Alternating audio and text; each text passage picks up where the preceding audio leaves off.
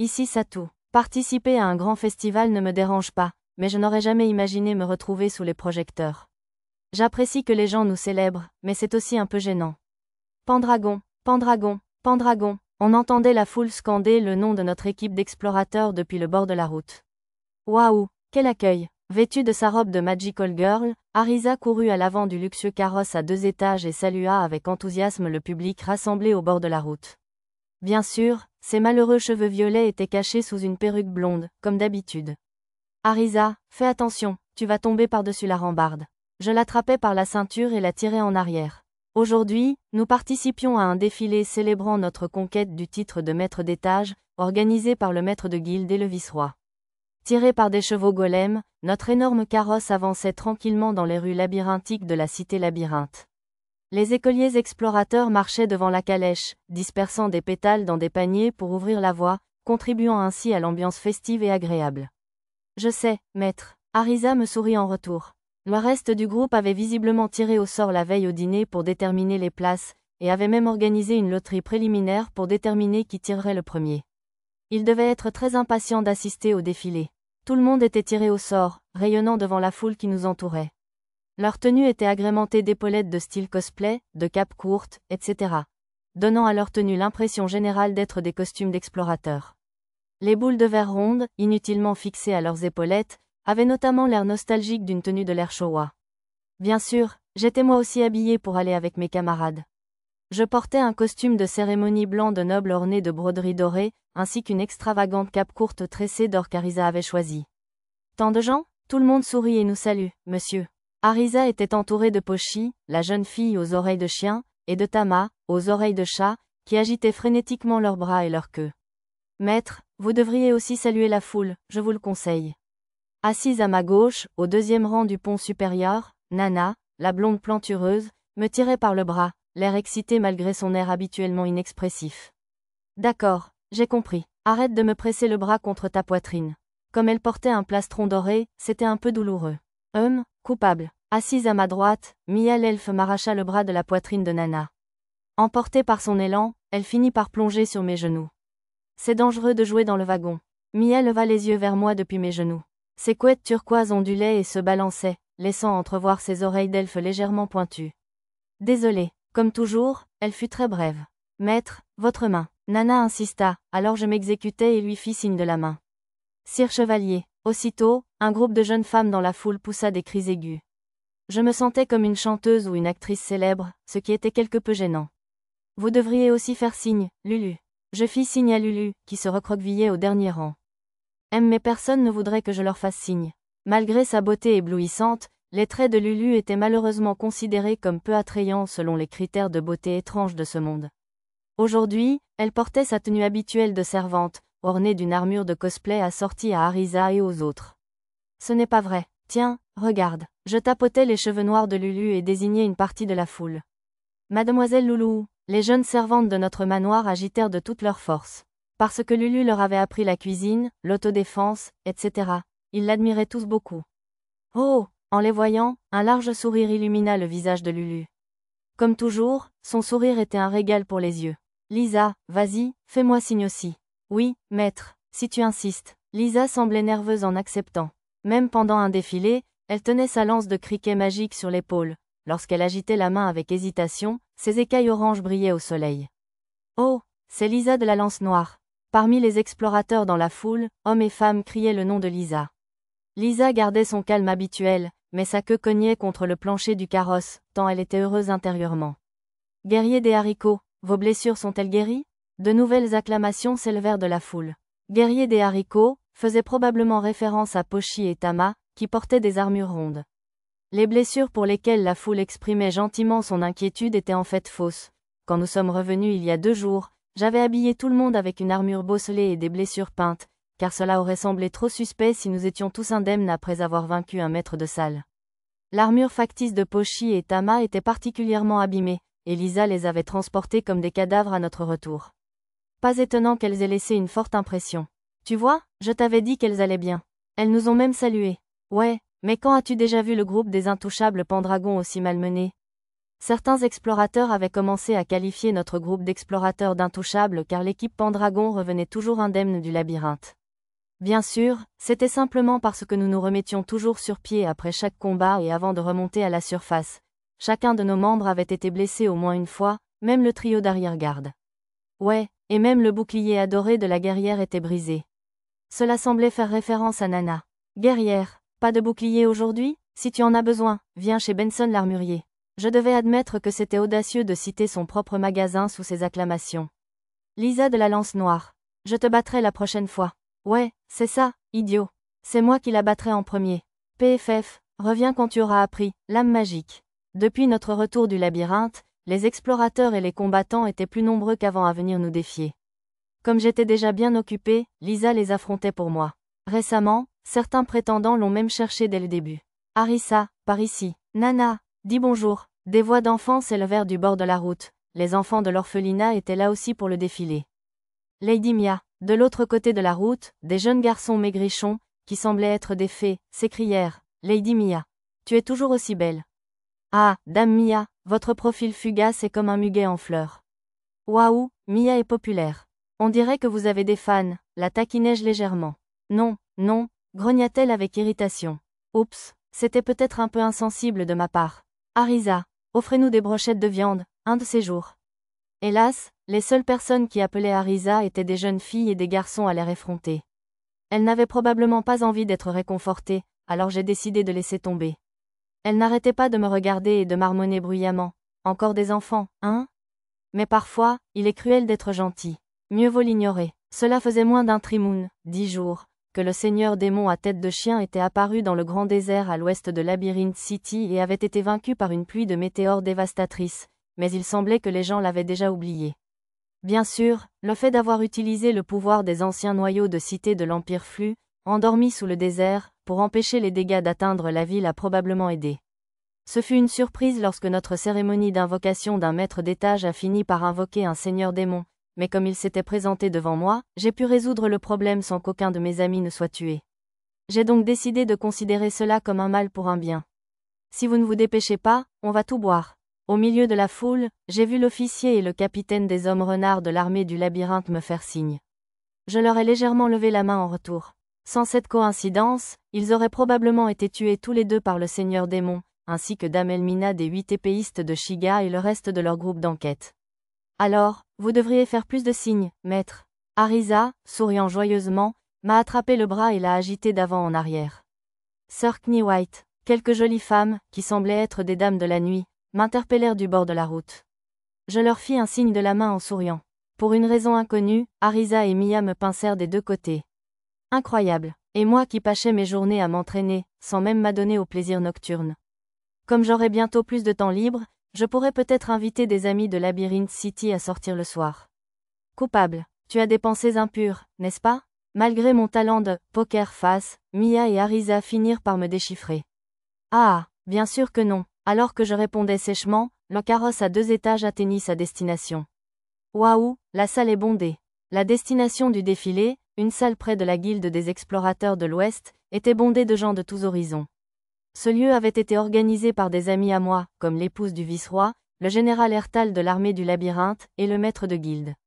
Je ne pensais pas qu'une salle aussi grande serait nécessaire, mais en voyant cette foule immense, j'ai compris qu'ils avaient raison de dire que la place près du hall de guilde ne serait pas assez grande. D'ailleurs, lors des annonces après la victoire du groupe de Monsieur Gélil sur un maître de salle, la foule avait débordé jusqu'à l'avant de la guilde. Très bien, on fera comme prévu. Une fois les salutations terminées, Arisa se chargera de montrer le butin. Il y a eu des discours d'invités entre-temps, mais nous n'avions qu'à nous asseoir et écouter comme des élèves obéissants, alors j'ai laissé tomber cette partie. D'accord, a répondu Arisa avec entrain. Je vais faire monter la température pour qu'ils rapportent des tonnes d'argent aux enchères. Mais n'en fais pas trop. Je sais. Je suis sûr qu'ils publieront des rapports sur chaque objet avant la vente, alors je ferai attention à ne pas mentir. Fort de la promesse d'Arisa, je me suis remis à relire les résultats de l'analyse de notre butin de guerre. Dommage qu'on ne puisse pas garder tous ces objets incroyables, murmura Lulu avec anxiété. Oui, vraiment, le butin du maître d'étage vaincu par mon groupe était considéré comme une offrande au royaume, et temporairement confisqué, puis vendu aux enchères officielles dans la capitale royale. Le lendemain, nous recevrions la même somme d'argent qu'en récompense. Le maître de guilde nous l'avait dit à notre retour du labyrinthe. Désormais, dans le cas extrêmement rare où un objet magique ou une arme risquait de menacer l'équilibre du royaume, le gouvernement le conserverait dans le trésor royal. Dans ce cas, nous recevrions 3 fois la valeur estimée de l'objet. C'est vrai, mais c'est logique. Cette pratique est en place depuis longtemps pour prévenir les catastrophes. Par le passé, lorsque de tels butins étaient rendus publics, ils avaient donné lieu à des guerres sanglantes entre nobles. Cependant, le parti conquérant avait techniquement le droit de revendiquer la priorité sur un objet parmi les butins. Certains nobles pouvaient les traquer dans l'espoir de l'acquérir, mais il était plus efficace de simplement chercher l'objet convoité aux enchères. Il y avait donc moins de bagarres depuis que cette pratique avait été mise en place. Maître, ils ont fini de fouiller. Nous pouvons y aller quand nous voulons. Allons-y, alors. J'ai conduit mon groupe jusqu'à la salle. L'équipe Pendragon vous remercie tous d'être venus aujourd'hui. Debout sur la scène, je me suis adressé à la foule avec les formalités d'usage, tandis que Lisa se tenait à mes côtés, tenant le cœur de l'empereur Calamar Tonnerre. Après l'introduction, de longs discours ont suivi, prononcés par des nobles, des chevaliers et des explorateurs à l'insigne de Mithril. De toute évidence, les pontes parlaient trop, même dans un monde parallèle. J'ai utilisé mon talent de « poker face » pour traverser ce segment péniblement long avec le sourire. Même si certains d'entre nous, comme Nana et les plus jeunes, commençaient visiblement à s'ennuyer à mi-chemin. Merci d'avoir attendu. Cette partie est pour vous. Je m'en occupe. J'ai accepté le micro des mains du présentateur et je l'ai tendu à Arisa. C'était en fait un objet magique en forme de bâton avec des capacités d'amplification vocale, mais pour quiconque connaissant le Japon moderne, il ressemblait clairement à un microphone. On m'a dit qu'il servait généralement à donner des instructions au combat, à encourager ses alliés, etc. Et maintenant, le moment que vous attendiez tous, la révélation du butin. La voix joyeuse d'Arisa résonna dans la salle. Youpi! La foule fut facilement emportée par l'enthousiasme d'Arisa. D'abord, on a ça. C'est une potion de restauration complète tout usage, je veux dire, une potion miracle. De la perte d'un membre au poison en passant par la pétrification, des maladies incurables aux malédictions des seigneurs démons, cet élixir peut tout guérir. Oh! À côté d'Arisa, Lulu brandissait une grande fiole de 500 ml contenant un liquide d'un rouge cramoisi profond. Pour une raison inconnue, l'élixir trouvé dans le coffre au trésor était d'une couleur différente de ceux que j'avais préparés moi-même. Le résultat de l'analyse confirma qu'il s'agissait bien d'un élixir, et il semblait avoir le même effet, mais étrangement, il contenait plus de liquide que les élixirs bleus que j'avais préparés, qui tenaient dans une petite fiole standard. Il devait être fabriqué avec une méthode ou des ingrédients différents. Comme j'avais utilisé l'élixir mineur trouvé précédemment dans un coffre au trésor d'un maître de zone, trop pressé pour me soucier de la couleur, je n'avais remarqué la différence que récemment. On a aussi trouvé d'autres potions, mais on les gardera pour plus tard. Pour l'instant, ce sont les armes et armures magiques préférées des fans. La foule s'ennuierait si tout était présenté dans l'ordre, alors Arisa a insisté pour centrer les produits phares. La guilde publierait une liste des articles correctement ordonnés demain de toute façon. Sérieusement, la star du spectacle est déjà en pause dans les coulisses? Le maître de guilde est arrivé derrière moi en tenue de soirée. Non, ce sont les filles qui sont les vedettes aujourd'hui. J'étais inquiet quand le groupe des intouchables Pendragon est revenu blessé, mais il semble qu'ils aient tous bien guéri. Le maître de guilde a regardé avec bienveillance le reste de mon groupe dans la salle. Ceux qui ont défié le maître d'étage avec vous sont déjà rentrés? Oui, ils ont quitté Labyrinth City le jour même de notre visite à la guilde. En répondant, je repensais à notre retour. Franchement, je n'arrive pas à croire que vous ayez vraiment vaincu un maître d'étage. Oui, même si nous avons reçu une aide précieuse de ces braves gens. Juste après notre retour du labyrinthe, je me rendis dans le bureau du maître de guilde pour lui rapporter les détails de notre victoire. Je n'étais accompagné que des chefs des groupes ayant officiellement participé au combat. Les autres avaient été transférés au manoir sous prétexte de soigner leurs blessures. Vous avez donc entrepris le combat avec une équipe de 8 groupes et 102 personnes, puis vous êtes revenu avec 16 survivants? C'est une lourde perte, mais le meilleur temps jamais enregistré. J'étais un peu surpris que nous ayons établi un record, mais mon talent pour le « poker face » m'a permis de tenir le coup.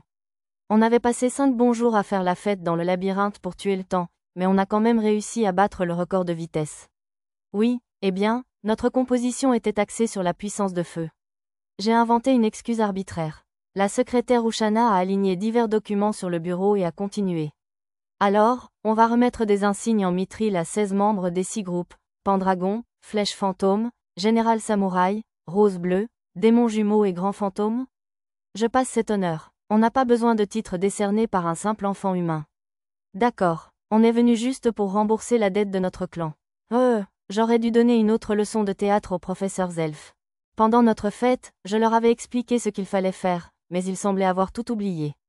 Ushana semblait ne pas savoir comment réagir, alors je l'ai rapidement interrompu. On acceptera volontiers cet honneur. D'accord. Donc, à part Pendragon, aucun autre groupe ne souhaite postuler pour cette distinction? Ennuyeux. Nous vous laissons le reste de cette affaire, Sir Pendragon. Face à la réponse ferme des maîtres elfes, le maître de guilde et mademoiselle Ushana décidèrent d'accepter et de passer à autre chose. À part moi, le reste du groupe quitta le bureau avec la permission du maître de guilde. Parlons d'inabordable. Le maître de guilde regarda la porte close et soupira. Dois-je essayer de leur reparler plus tard? Non, nous ne voulons pas imposer un insigne de mithril à qui que ce soit. S'ils disent qu'ils n'en ont pas besoin, nous n'insisterons pas. Pour l'instant, commencez à enregistrer le butin et à remplir les demandes d'insigne de mithril pour Satou et compagnie. Très bien. Une fois mademoiselle Ushana sortie de la pièce, le maître de guilde se tourna vers moi. Nous étions seuls. C'étaient des elfes du clan Bolénan, n'est-ce pas? Ils étaient simplement déguisés. J'adressai un vague sourire au maître de guilde sans donner de réponse claire. Mais vu que les professeurs elfes avaient prononcé des termes évoquant clairement la race des fées, comme « simple enfant humain » et « notre clan », et que le maître de guilde entretenait une relation de longue date avec l'elfe bulénienne, mademoiselle Sebelkeya, qui lui servait de conseillère, il n'était pas surprenant qu'elle le découvre. Ils ont parlé d'une dette. Qu'as-tu bien pu faire pour qu'ils acceptent de t'aider à combattre un maître d'étage? Arrête cet interrogatoire ridicule, Lilian. Frappant le maître de guilde à la tête avec un bâton de bois, mademoiselle Sebelkeya apparut dans la pièce. Ne m'appelle pas comme ça. Le maître de guilde, dont le vrai nom était Zona, gémit à ce vieux surnom pénible. Et je ne pose pas cette question par simple curiosité. Ce type a rassemblé une force capable de prendre la ville entière comme si de rien n'était, d'accord? Tu sais que je ne peux pas laisser passer ça. J'avais prévu des renforts pour dissimuler la force et l'équipement de mon groupe, mais je n'aurais jamais imaginé que cela poserait problème en soi. Quelle paranoïa! Mademoiselle Sebelkeya frappa légèrement la tête du maître de guilde avec son bâton à plusieurs reprises. Arrête, je sais aussi bien que toi que Satou n'est pas ce genre de personne. Le maître de guilde repoussa le bâton de Sebelkeya. Mais tout le monde ne connaît pas aussi bien que nous le manque d'ambition de Satou. Oh, je vois, elle ne m'interrogeait pas, elle s'inquiétait pour moi. Ne t'inquiète pas, maître de guilde. C'est un miracle que j'ai pu rassembler des forces comme ça cette fois. Je suis sûr que ça ne se reproduira plus. J'utilisais des compétences comme fabrication et excuse pour assurer au maître de guilde que l'aide des maîtres elfes était une affaire ponctuelle. De toute façon, je ne voyais aucune raison de devoir les réunir à nouveau à l'avenir. Bon, d'accord. Je suis sûr que tu le sais, mais, heureusement, le maître de guilde accepta mon excuse. Elle m'a parlé des règles et des exceptions concernant les dépouilles du maître d'étage et a établi les plans du défilé, de la cérémonie dans la capitale royale, etc. D'après elle, lors de la réunion du royaume qui se tiendrait au début du mois prochain, les explorateurs à l'insigne de mithril pourraient recevoir des récompenses, des titres honorifiques, etc. Dans des cas comme le mien, où l'on possédait déjà un titre, la plupart des gens ne recevaient que des médailles, mais comme j'étais à la tête d'un groupe ayant vaincu un maître d'étage, il était quasiment certain que je recevrais le titre de baronnet honoraire. Pourtant, j'étais parfaitement satisfait de mon titre de chevalier héréditaire honoraire, qui me conférait un statut de noble. Satou, tu m'écoutes, Satou? Le maître de guilde me secoua par l'épaule, me ramenant au présent. Ah, pardon, j'étais un peu perdu. Alors, as-tu décidé quel objet du butin tu veux garder? Oui, je crois que notre objet prioritaire sera l'orbe analyse des marchandises. Par orbe, je faisais référence à un orbe de don, un artefact à usage unique qui permettait à son utilisateur d'acquérir une compétence. Nous avions trouvé 3 orbes cadeaux dans notre coffre au trésor, analyse des marchandises, résistance à la paralysie, et magie de l'eau. J'espérais secrètement un orbe de champ, mais bien sûr, la vie n'était pas si simple. Le maître de guilde m'avait informé que les 3 orbes étaient de superbes trouvailles, analyse des marchandises étant particulièrement rares. Nous avons longuement hésité, devrions-nous enseigner résistance à la paralysie à notre tank, Nana, ou à notre guérisseuse, Mia? Devrions-nous enseigner magie de l'eau à Nana ou à Lulu? Devrions-nous enseigner analyse des marchandises à notre éclaireuse, Tama, à la cuisinière locale, Lulu, ou à la savante Arisa? Finalement, il a été décidé que si Lulu avait analyse des marchandises, elle pourrait s'assurer de la sécurité des ingrédients avant de cuisiner. Nous avons donc choisi l'orbe analyse des marchandises comme objet réservé à Lulu. C'était typique de mes enfants gourmands de baser leurs décisions sur cette logique. Une acclamation tonitruante interrompit ma conversation avec le maître de guilde. Il devait être en train de montrer l'équipement magique dans la salle principale. On dirait que vous avez trouvé plein de bonnes choses. Oui, même en excluant l'équipement maudit, on a quand même trouvé plus de 10 pièces. Les principales attractions étaient un marteau de guerre en adamantite et une lance d'épines paralysante, mais il y avait aussi des dagues et des lames jumelles en mithril, une hache de guerre et une hallebarde en acier bleu, un arc long en bois de l'arbre visage, une épée berserker de la menthe, un bâton de perles de tonnerre et plusieurs bâtons de tonnerre, entre autres. Hein? Quoi? Vous n'aimez pas les armes maudites? Le maître de guilde me lança un regard étrange. Vous ne les aimez pas. C'est normal de les éviter, non? Pas du tout. Regardez. Le maître de guilde désigna du doigt un explorateur à l'insigne de grenat qui portait une épée large noire dans le dos. Même sans activer vision miasmatique, je pouvais deviner, rien qu'à sa conception suspecte, qu'il s'agissait d'une arme maudite. Et ce n'est pas tout. Le maître de guilde en désigna quelques autres dans la foule. Parmi les explorateurs de haut niveau, pas moins de 20 ou 30% étaient équipés d'armes maudites. Maintenant que vous le dites, il y en a pas mal. Oui, les armes maudites apparaissent bien plus souvent dans les coffres au trésor du labyrinthe que les épées magiques classiques. Et surtout, elles sont bien plus puissantes que les armes ordinaires. Du coup, beaucoup de gens sont prêts à ignorer leurs inconvénients et à les utiliser. J'imagine qu'il n'y avait pas autant d'armes du genre, une fois touchée, impossible de la lâcher tant que la malédiction n'est pas levée, ici que dans les jeux. Bien sûr, tout objet maudit potentiellement mortel était immédiatement apporté au temple pour être purifié. À bien y penser, le nain Doal, l'ancien avec qui j'ai fabriqué l'épée des fées dans le domaine boulevard du duché d'Ougosh, utilisait lui aussi un marteau de guerre maudit. Oh, il y eut un nouveau concert d'acclamation. Chaque fois qu'Arisa sortait un nouvel objet, la foule rugissait. Tada, c'est le clou du spectacle, s'exclama Arisa, accompagné d'un effet sonore, da-da-da. Mia semblait fournir une musique de fond et des effets spéciaux pour animer l'événement.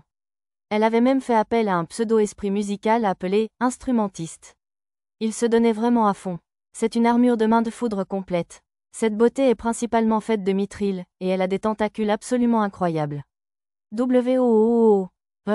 Faut-il vraiment s'exciter avant qu'elle n'explique ce qu'elle a de formidable? Pochi et Tama tirèrent chacune sur une tentacule, démontrant adorablement sa longueur. Vous n'allez pas le croire. Les tentacules bougent toutes seules pour défendre le porteur des attaques. Ouah, hein? Les acclamations se sont un peu estompées. Ce n'était peut-être pas ce qu'ils espéraient entendre? Je trouvais ça plutôt pratique, mais apparemment, la portée réduisait le maximum de PM de 100 points, donc ce serait peut-être difficile pour les magiciens. L'armure de main de foudre offrait une protection intégrale, mais elle avait la capacité de s'adapter automatiquement à la taille du porteur, permettant à chacun de l'utiliser, quelle que soit sa taille. Je trouvais cette fonctionnalité impressionnante, digne d'un jeu, mais peut-être ne était-ce pas si inhabituel pour l'armure magique du labyrinthe. Mais contrairement à un jeu, l'ajustement automatique était limité, il ne pouvait varier que d'environ 20% de son échelle. Cela semblait un peu limité, mais cela devrait suffire à couvrir tout sauf les morphologies les plus extrêmes. D'après ce que j'avais entendu dire au village elfique, les rares armures métalliques à ajustement automatique que l'on retrouvait parfois dans les coffres au trésor du labyrinthe étaient généralement une variante d'un alliage turquoise d'argent et d'adamantite, mais celle-ci était principalement composée de mithril. Il devait y avoir une recette que j'ignorais. Entre nous, j'avais failli céder à ma curiosité scientifique et la démonter. Finalement, l'armure qu'Arisa avait appelée « le point culminant » n'avait pas suscité autant de réactions que la hache de guerre en adamantite ou le grand bouclier indestructible. Ce dernier procurait à son utilisateur le même effet que la compétence « corps indestructible », il était donc très populaire. J'essaierai peut-être d'en fabriquer une un jour, puisque j'avais les bons matériaux. Un objet aussi joli pourrait faire un bon équipement factice pour Nana. Bravo, ouf, je suis crevée. Et même, fatiguée. J'ai donné de l'eau de Veria fraîche à Arisa et Mia à leur retour de scène. Après 2 bonnes heures, nous avions terminé l'annonce officielle de notre conquête de maître de piste et des trésors qui en résultaient. Entre les talents naturels d'artiste d'Arisa et les effets sonores pseudo-spirituels de Mia, l'intérêt de la foule s'était accru et son excitation avait atteint des niveaux presque dangereux. Nous venions de terminer la dernière partie du programme de la journée, et un buffet commençait dans la salle. Sur scène, un orchestre amené par l'épouse du vice-roi jouait un air joyeux. Sarishusa, le ménestrel que nous avions rencontré lors du concours de bourse de l'école des explorateurs, récitait des poèmes à notre sujet. Un parfum tentant? Ça sent bon, monsieur. Tama et Pochi fermèrent les yeux et humèrent l'air. Plusieurs stands de restauration avaient été installés tout autour du site et proposaient nourriture et boissons gratuitement. Le coût était pris en charge par la guilde des explorateurs, ou plutôt, par le roi. Ça ne m'aurait pas dérangé de payer moi-même, mais comme c'était visiblement la coutume, j'ai décidé de les accepter. Pas encore de repas, vous deux. On a du travail à finir. Lisa se joignit aux employés de la guilde pour transporter le butin. Il serait conservé en lieu sûr dans un coffre-fort sous la maison de la guilde jusqu'à son expédition vers la capitale royale. Ça te va vraiment? Qu'est-ce que tu veux dire? Alors que nous nous dirigions vers le coffre-fort, Arisa me regarda d'un air gêné. Tu as dit que tu ne voulais pas trop te faire remarquer. Ce n'est pas grave. Si je ne voulais pas me faire remarquer, c'est uniquement parce que j'avais peur d'attirer l'attention avant que mes enfants ne puissent se protéger. À ce stade, mon groupe pouvait probablement gérer une armée entière à lui seul. De plus, comme j'avais noué de nombreuses relations, j'étais sûr d'en entendre parler si des personnes ou des organisations nous ciblaient. Je pourrais alors m'en occuper, soit en m'impliquant moi-même, soit en opposant d'autres ennemis communs. Pour ma part, outre le fait de ne pas attirer l'attention, je craignais aussi de faire quoi que ce soit d'extravagant qui pourrait attirer l'attention d'un seigneur démon. Il serait difficile de faire du tourisme si j'étais constamment poursuivi. Pour la même raison, je n'avais pas l'intention de révéler à qui que ce soit, sauf à mes plus proches compagnons, que j'étais en réalité Nanashi le héros. Je ne voulais pas être trop occupé par mes obligations pour m'amuser, comme Ayato le héros. Et si le royaume de Shiga essayait de te confier un poste étrange? Tout devrait bien se passer. Le maître de guilde, le chef de cabinet du ministère des ressources du labyrinthe, le général, et ce genre de postes sont tous réservés aux nobles de haut rang. Même si je reçois une offre, ce ne sera qu'une invitation à un ordre de chevalier, à une agence de renseignement ou autre, non? Et je devrais pouvoir refuser ce genre de choses grâce à mes relations, donc je ne m'inquiète pas. Il était plus probable qu'on me propose de devenir chef au palais royal. Accompagnés des employés de la guilde, nous avons apporté le butin que nous venions de partager au coffre souterrain. Transport terminé. Les employés de la guilde et les gardes locaux de la capitale royale se chargeront de l'acheminer jusqu'à la capitale royale. Merci beaucoup. La secrétaire Ushana verrouilla le coffre en promettant de s'occuper du reste. Par précaution, j'ai marqué les objets les plus précieux. Bon travail aujourd'hui, tout le monde. Que voulez-vous faire maintenant? Je dois saluer tous les notables de la fête, mais vous pouvez retourner au manoir vous reposer si vous êtes fatigué. En retournant au rez-de-chaussée de la guilde, j'ai demandé au reste de mon groupe ce qu'ils avaient prévu. Pas question, on va faire un concert sur scène. Un concert? Le programme établi s'était terminé avec la présentation du butin, mais Arisa a insisté pour se produire sur scène dès que l'entrée serait libre. Tama est une petite danseuse? Pochi va aussi tourner sur elle-même, monsieur. Ça a l'air amusant, je ne manquerai pas de regarder, alors. J'ai caressé la tête des enfants et promis de venir à leur concert. Promis, Pinky, vous devez venir, d'accord? On fera de notre mieux. Ce sera le meilleur spectacle de tous les temps, monsieur. Cela régla la situation pour ces quatre-là, mais qu'en est-il des autres? Maître, j'ai promis d'aller voir les stands de nourriture avec les larves de l'orphelinat, je vous le rapporte. Ce n'est pas le moment de me reposer. J'ai le devoir de conquérir toutes les viandes disponibles au stand. Ces deux-là ne changent jamais. De la viande? C'est mauvais, monsieur. Si on est occupé à danser, on va rater de la viande, monsieur. Dur? Tama et Pochi agitèrent les bras, paniqués. Ils avaient dû comprendre qu'ils ne pourraient pas aller au stand de nourriture s'il était en spectacle. Ne vous inquiétez pas, vous deux. J'ai déjà demandé aux servantes de vous garder de la viande savoureuse et de la porter sur scène. Très bien, Arisa est incroyable, monsieur. À la grande admiration de Pochi et Tama, Arisa ne manquait jamais une occasion. Maître, on m'a demandé de montrer comment découper un bar labyrinthe. Ça vous va? Oui, bien sûr, mais assurez-vous d'utiliser ce couteau normal. J'ai mis un grand couteau dans un sac magique de la réserve et je l'ai donné à Lulu.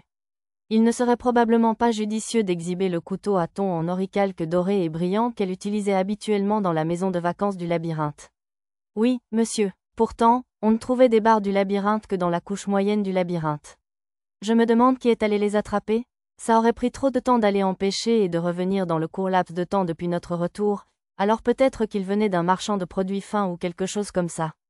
Dame Lulu, êtes-vous prête? Vêtue de tablier, les servantes du manoir sont venues chercher Lulu.